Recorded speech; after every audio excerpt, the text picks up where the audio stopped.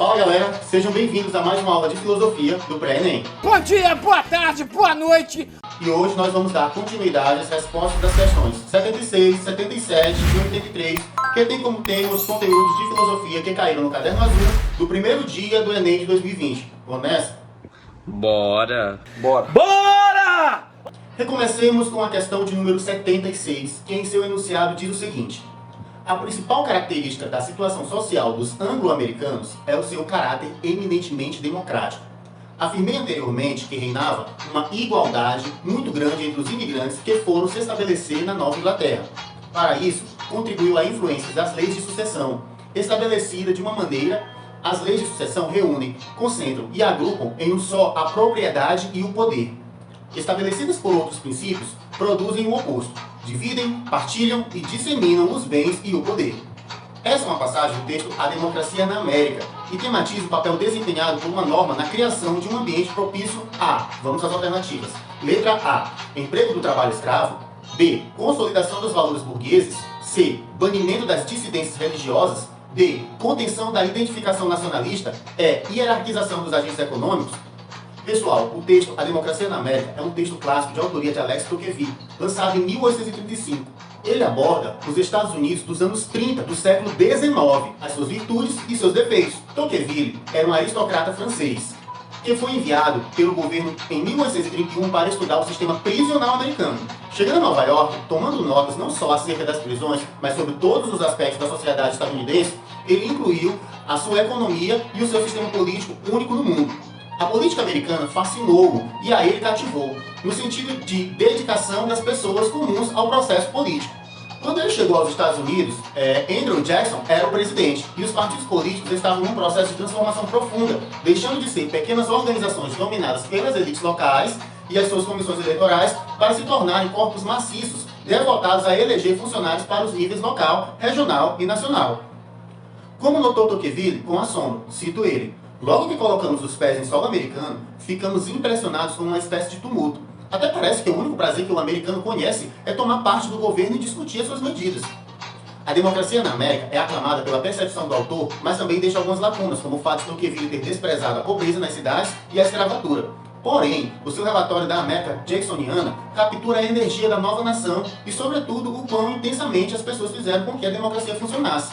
Tendo dito isso, voltemos às alternativas e veremos que a que mais se coaduna com o texto enunciado é a alternativa B, consolidação dos valores burgueses, pois a democracia nascida nos Estados Unidos levou a sério os ideais da Revolução Burguesa, com a eliminação do poder nas mãos de uma nobreza. Presta atenção, é estado mínimo. Tendo entendido isso, pessoal, passemos para a questão 77, que traz uma passagem de Aristóteles, que em A Política diz o seguinte: vemos que toda cidade é uma espécie de comunidade, e toda comunidade se forma com vistas a algum bem. Pois todas as ações de todos os homens são praticadas com vistas ao que lhe parece um bem. Se todas as comunidades visam algum bem, é evidente que a mais importante de todas elas, e que inclui todas as outras, tem mais que todas esse objetivo e visa ao mais importante de todos os bens. No fragmento, Aristóteles promove uma reflexão que associa dois elementos essenciais à discussão sobre a vida em comunidade, a saber, vamos às alternativas. Letra A, ética e política, pois conduzem à eudaimonia. Letra B, retórica e linguagem, pois cuidam dos discursos na ágora. Vamos falar da ágora mais tarde. Letra C, metafísica e ontologia, pois tratam da filosofia primeira. Letra D, democracia e sociedade, pois se referem às relações sociais. E letra E, geração e corrupção, pois abarcam o campo da physis, ou seja, da física, da natureza. Galera, o pessoal que produziu a questão colocou vários elementos da filosofia aristotélica para confundir a cabeça de vocês. No entanto, se voltarmos para o enunciado, veremos que ele se refere ao maior bem que existe para Aristóteles. E é importante que vocês tenham em mente que o maior bem para Aristóteles é a felicidade, que em grego é a eudaimonia. Portanto, a sociedade existe para que possamos conviver felizes e para que possamos buscar a nossa felicidade. Por isso que a vida em sociedade é um bem superior, pois nos possibilita sermos felizes.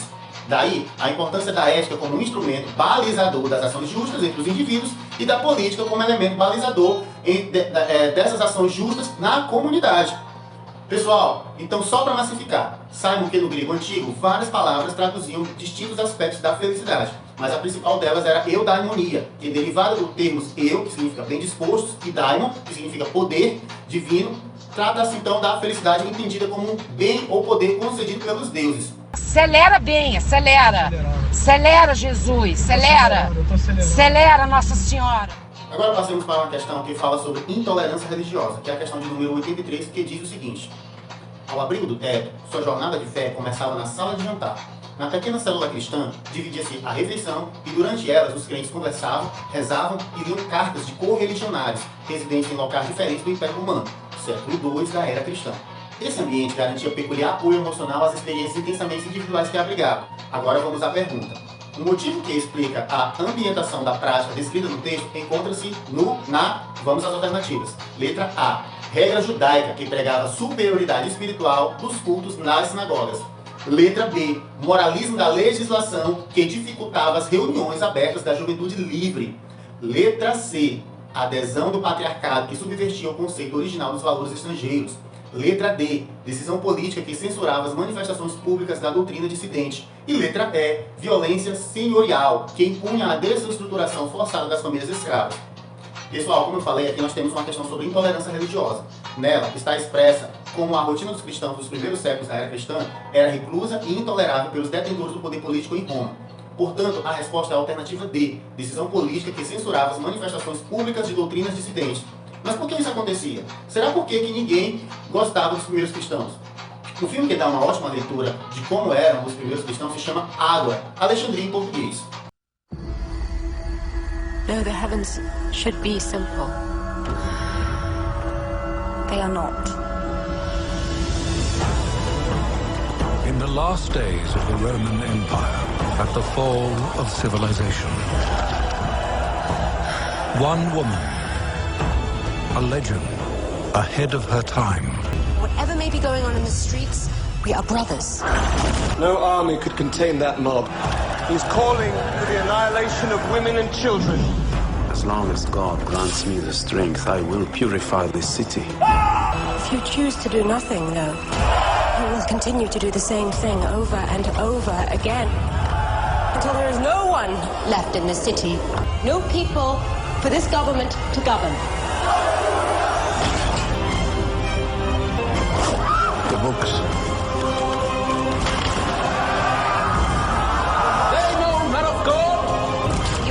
Has not yet proved himself more merciful than his predecessors.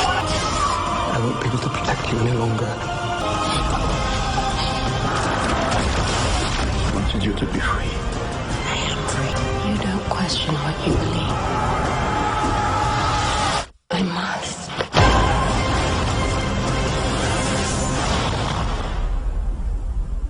Um filme maravilhoso, um filme mágico. Eu gostaria de recomendar a todos os amantes do cinema, do Brasil e do mundo, que fossem assistir esse filme.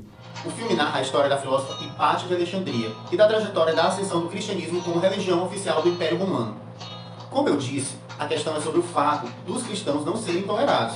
Para responder essa pergunta, eu vou recorrer ao que diz Rougier em seu livro Conflitos entre o Cristianismo Primitivo e a Civilização Antiga, quando ele diz que precisamos comparar a postura grega e a postura dos cristãos diante do mundo. Então ele diz que o grego, enquanto se esforçava por desmistificar a natureza, ele tendeu a secularizar a vida pública, e o sacerdote grego era somente um magistrado sem dogmas a promulgar, apenas tinha uma liturgia para cumprir.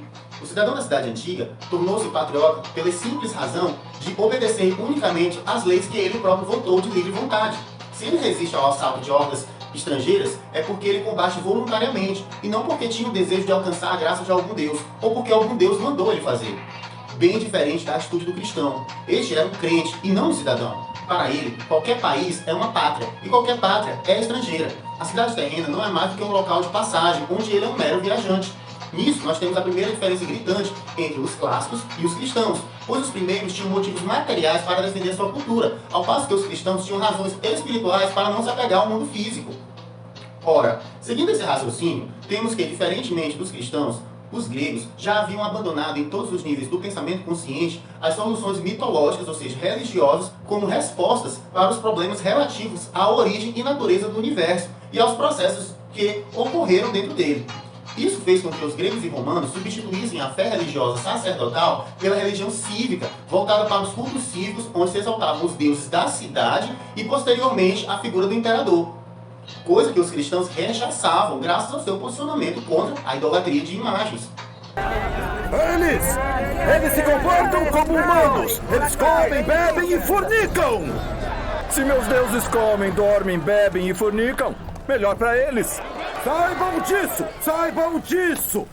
Vocês que se dedicam a imagens pagãs, homens, mulheres, pássaros, répteis, serapes! Quem confiaria em um Deus com um vaso de flores como coroa? Vocês cristãos, como tornaram-se arrogantes agora que o Império permitiu que existam? O pai do meu pai viu vocês massacrados no Coliseu e jogados aos leões. Já chega! Veja! Agora eu vou caminhar sobre o fogo. Se meu Deus for o verdadeiro, eu não sofrerei ferimentos. Mas se seus deuses existem, podem me assar como porco. Você está louco.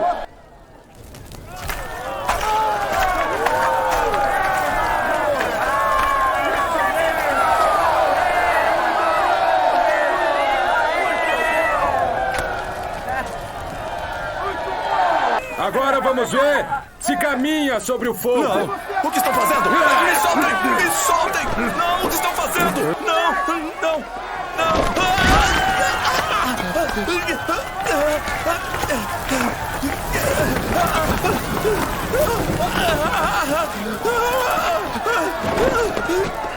De quem é isto? De quem é isto? Quantas vezes eu vou precisar repetir? Hoje, os cristãos queimaram um homem bem no meio da ágora. Eu não permitirei isso em minha casa, não na casa de Theon.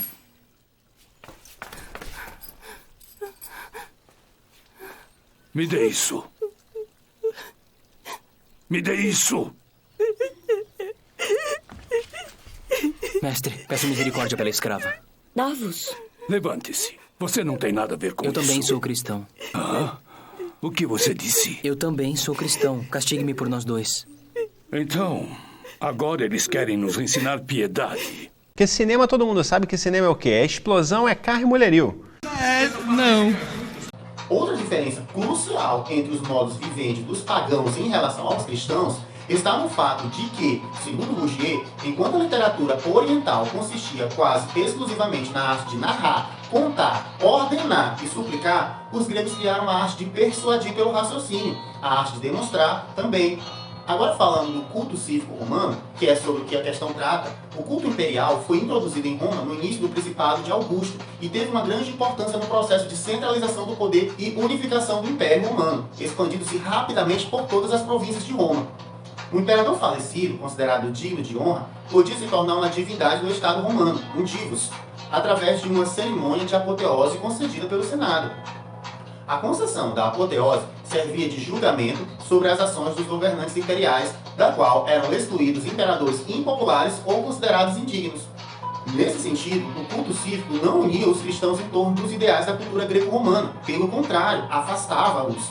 Pois, como dissemos, se por um lado os cristãos não estavam interessados nas benesses da cidade terrena, posto que almejavam alcançar o paraíso, por outro, a adoração de uma nova divindade, que não fosse um Cristo, era considerada um pecado mortal para esses novos crentes. Daí, as coisas começaram a descampar quando cristãos começaram a atacar os cultos cívicos e as deidades dos pagãos. Os clássicos se viram às voltas tentando convencer com sua lógica um grupo de pessoas que não era convencido por nenhum argumento, pois já estavam convictos de ter encontrado a verdade nas palavras do Evangelho. Foi nesse contexto que os romanos começaram a perseguir e a proibir os cultos cristãos, até a ascensão do imperador Constantino. Aqui é John Constantino e otário, seu pesadelo tá só no início. Ixi, que onda é essa, meu irmão? Que uma vez que se encontrava em um império dividido em 3 grupos, todos encabeçados por um general, se aproximou dos cristãos de forma genial e angariou a fidelidade do grupo social dissidente que não se filiava a nenhum outro imperador.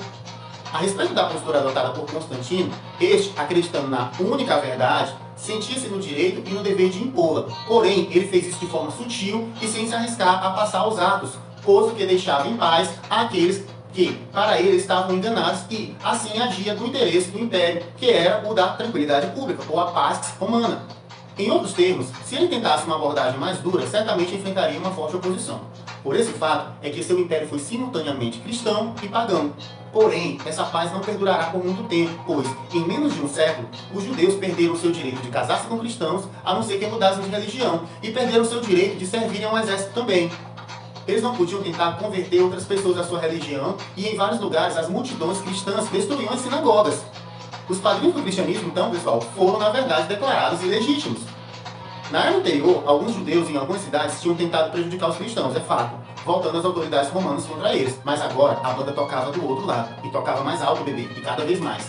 Como bem explica Rogier, enquanto a igreja dos apóstolos, dos apologistas e dos mártires reivindicavam em seu proveito a liberdade de consciência contra a razão do Estado, a igreja de Constantino colocou a seu serviço o poder do Estado e recusou a todos quantos não admitissem a sua nova jurisdição e seus dogmas, argumentando que só a verdade que é a sua, e só tem direitos quem aceita a sua verdade. A igreja primitiva dos pobres, que vivia da caridade, transformou-se na igreja triunfalista, que pactua com quem quer que esteja no poder, quando não consegue impor-se-lhe.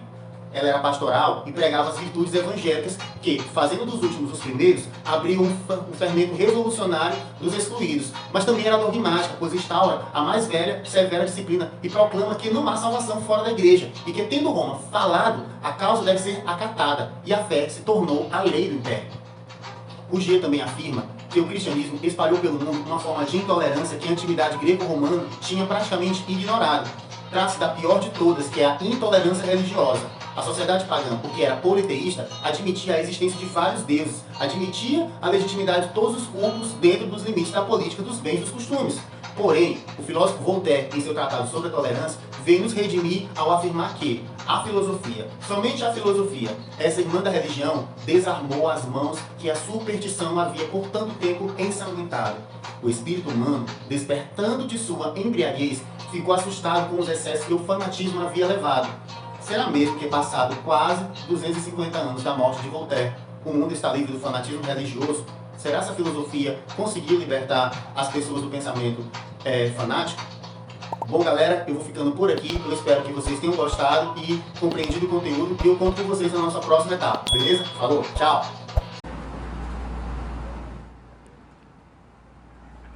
Só besteira.